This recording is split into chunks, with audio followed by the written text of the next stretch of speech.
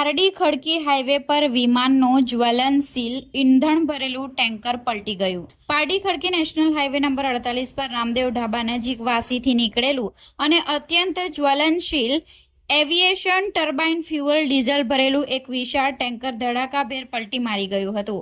આ અકસ્માતને પગલે હજારો લીટર કિંમતી અને જોખમી કેમિકલ રોડ પર વહી જતા હાઈવે પર અફરાતફરીનો માહોલ સર્જાયો હતો। ઘટનાની ગંભીરતાને જોતા પારડી પોલીસ અને ફાયર બ્રિગેડનો કાફલો તાત્કાલિક સ્થળે દોડી આવ્યો હતો। બેફામ ગતિએ આવી રહેલા ટેન્કરે સૌપ્રથમ હાઈવેની સાઈડમાં કેરી વેચતી એક ગરીબ મહિલાને અડફેટે લીધી હતી। મહિલાને કચડ્યા બાદ કાબુ ગુમાવેલ ટેન્કર હાઈવેની ગટર પર ચડી ગયું હતું અને ધડાકાભેર પલટી મારી ગયું હતું। ઈજાગ્રસ્ત મહિલાને લોહીલુહાણ હાલતમાં તાત્કાલિક સારવાર માટે નજીકની હોસ્પિટલમાં ખસેડવામાં આવી છે। જે લિક્વિડ હાઈવે પર ધોળાયું છે તે એટીએફ એવિએશન ટર્બાઇન ફ્યુઅલ છે। આ એક પ્રકારે અતિશય શુદ્ધ કરેલું કેરોસીન અને ડીઝલ જેવું જ ઈંધણ છે જે વિમાનના જેટ એન્જિન માટે ખાસ તૈયાર કરવામાં આવે છે, જે અત્યંત જ્વલનશીલ હોવાથી ફાયર ફાઇટરો સ્થળ પર પહોંચી સુરક્ષાના કડક પગલાં લીધા હતા જેથી કોઈ મોટી આગની હોનારત ન સર્જાય। હાલ પોલીસ આગળની કાર્યવાહી કરી રહી છે।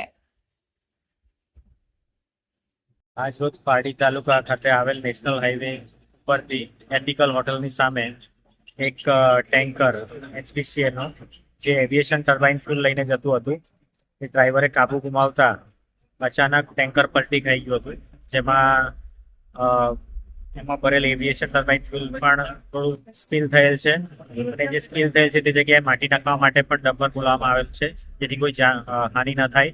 વધુમાં જ્યારે ટેન્કર પલટી ખાધું ત્યારે એક બેન જે સાઈડમાં ફ્રૂટ વેચતા હતા એમને ઈજાઓ આવેલ છે, જે પારડી હોસ્પિટલ ખાતે સારવાર માટે ગયેલા છે અને હાલ એ સ્ટેબલ છે।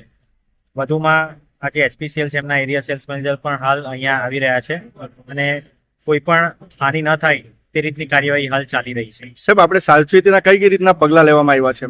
ખાસ કરીને સૌથી પહેલા તો ટેન્કરને ક્રેન મારફતે ઊભું કરવામાં આવેલ છે જેથી જે સ્પીલ થતું હતું ફ્યુઅલ એ રોકી શકાય અને નજીકમાં જ્યાં આગળ માટી અવેલેબલ ત્યાંથી માટી મંગાવી હાલ નાખવામાં આવી રહી છે, કારણ કે પદાર્થ ખૂબ જ જ્વલનશીલ છે અને કોઈ આગ ન પકડે તેના માટેના પગલાં લેવામાં આવી રહ્યા છે।